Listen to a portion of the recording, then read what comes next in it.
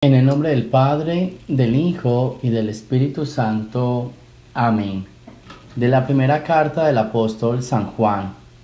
Queridos hijos, la confianza que tenemos con Dios consiste en que si le pedimos algo conforme a su voluntad, Él nos escucha. Y si estamos seguros de que nos escucha nuestras peticiones, también lo estamos de poseer ya lo que le pedimos. Si alguno ve que su hermano comete un pecado de los que no llevan a la muerte, que pida por él y le obtendrá la vida. Esto vale para los que cometen pecados que nos llevan a la muerte, porque hay un pecado que se lleva a la muerte. Por eso no digo que se pida. Toda mala acción es pecado, pero hay pecados que nos llevan a la muerte. Sabemos que todo el que ha nacido de Dios no peca, sino que el Hijo de Dios lo protege y no lo toca el demonio. Sabemos que somos de Dios, mientras que el mundo entero yace en poder del demonio. También sabemos que el Hijo de Dios ha venido ya y que nos ha dado inteligencia para conocer el Dios verdadero. Nosotros permanecemos fieles al único verdadero, porque permanecemos en su Hijo Jesucristo. Él es el verdadero Dios y la vida eterna. Hijos míos, no adoren a los ídolos. Palabra de Dios.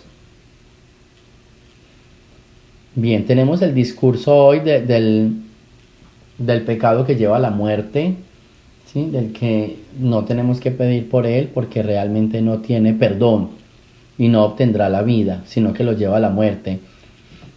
Y aunque muchas veces Juan trata como de volverlo plural, cuando ya se vuelve específico, dice... porque hay un pecado que sí lleva a la muerte. Aparte de que en muchísimas veces en este contexto dice, porque hay pecados que no llevan a la muerte. Hay pecados que toda mala acción es pecado, pero hay pecados que no llevan a la muerte. Pidan por aquellos que pecan, pero que su pecado no los lleve a la muerte. Entonces da a entender como si fueran varios, pero cuando ya habla del pecado a la muerte, solo dice uno. ¿Listo? Solo dice, hay un pecado que sí lleva a la muerte. En este contexto, el no reconocer a Dios, el no reconocer a Jesús, el no reconocer al Espíritu Santo es un pecado que lleva a la muerte. Por eso termina diciendo, no adoren a los ídolos. Cambiarle, adorar otro Dios diferente, es un pecado que lleva a la muerte.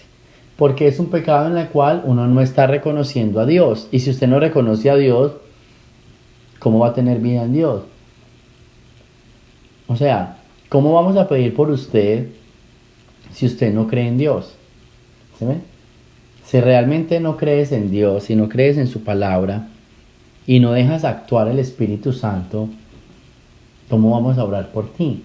Entonces, por eso todos los pecados no puede orar para que tengan el perdón y les dé vida.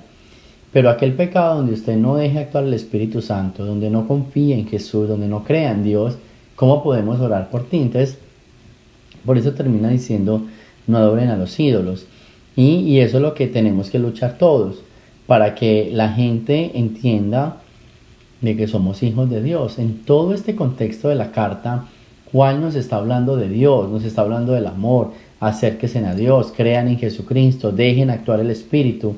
Si nosotros vamos a hacer un recorrido a toda esta carta, ¿sí?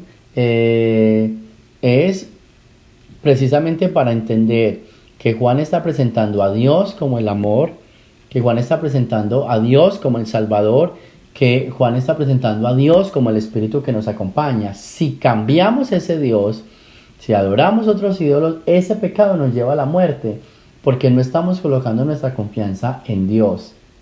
¿Sí? No estamos colocando la confianza en el Salvador, no nos estamos dejando llevar o ilustrar, iluminados por el Espíritu de Dios. ¿Sí? Entonces tenemos que dejarnos iluminar por Él, dejarnos iluminar por su palabra. Entonces, la gran enseñanza de esta lectura es, podemos orar por todos los hermanos que han cometido un pecado. Y yo también una vez lo dije.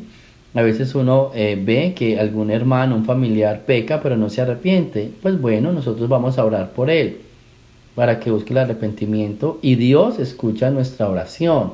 la que hacemos por ese hermano, excepto si ese hermano no quiere creer en Dios, si ese hermano no quiere aceptar a Dios, si ese hermano no tiene a Dios en su corazón y no deja obrar el Espíritu Santo. ¿Cómo vamos a poder ayudarle si no se está dejando ayudar? Entonces, nuestra tarea por eso siempre es predicar el Evangelio, dar a conocer a Dios a todas partes y que todos conozcan la obra del Espíritu Santo para que dejen actuar ese Espíritu Santo que yace en cada uno de nosotros. Del Santo Evangelio según San Juan.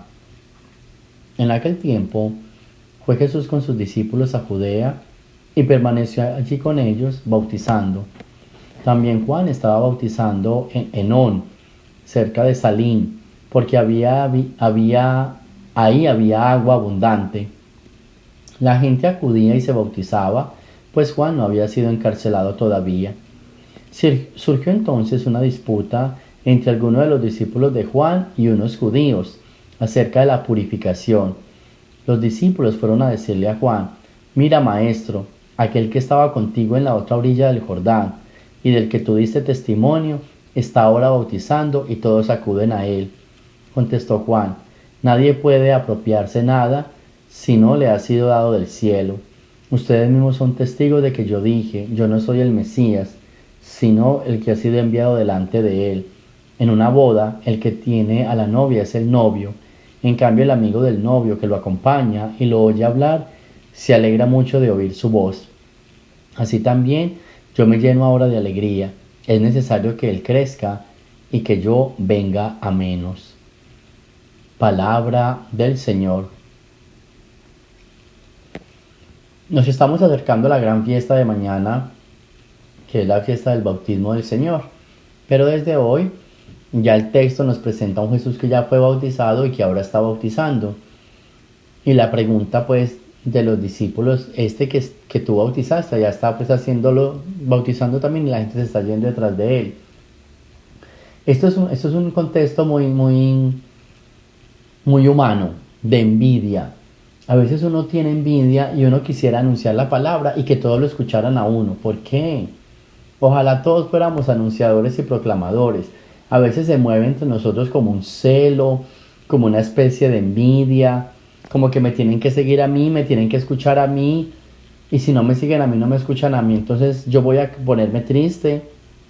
No, ojalá todos fuéramos proclamadores de la palabra, ojalá todos fuéramos anunciadores y testigos del Evangelio. Es que no tiene que ser uno solo. A veces uno cree que es que yo soy el único. No, son varios, son muchos. Y ojalá fueran muchísimos más. Yo no soy el dueño de la verdad. A veces uno se cree como el dueño de la verdad. Y entonces, si no están aquí, entonces es porque están haciendo mal. Pueden que estén en otro lugar mucho mejor que aquí. ¿Sí? Esto es bien importante que a veces lo tengamos en cuenta. Porque a veces surgen entre nosotros, especialmente entre los grupos de la iglesia, esas ciertas rivalidades, esas ciertas envidias, como de que yo soy el mejor, como que aquí es el mejor y aquí se hace mejor, y aquí es mejor que al frente, ¿sí? A veces dentro de nuestra misma iglesia tenemos tantos movimientos que generan ese tipo de división, y uno a veces se pone a mirar como los movimientos, en vez de estar trabajando en la evangelización, trabajan en quién tiene más adeptos, a quién lo siguen más, quién hace mejor las cosas. No se preocupen por eso. Ojalá hubiera muchos movimientos y que todos tengan, y que toda la gente tenga un lugar donde acudir a escuchar la palabra. Así, aquí vengan dos, no importa. Yo estoy feliz porque al frente vienen 50. Ya, 2 y 50, 52. Ya hay muchos. Gracias a Dios. Pero yo no me voy a poner triste porque al frente hay 50 y aquí solo hay 2. No. Yo con estos 2 que están aquí voy a anunciar la palabra. Y con los que están al frente me pongo alegre porque también la están escuchando. A veces tenemos un espíritu de división muy grande, ¿sí? Y si no es aquí me enojo, ¿sí? Y si no es como yo diga, entonces me enojo. Y si no me escuchan a mí me enojo. Y estoy sembrando como esa división y esa cizaña. Yo pienso que no debiera de ser así. Que esto es lo que estaba pasando en el Evangelio.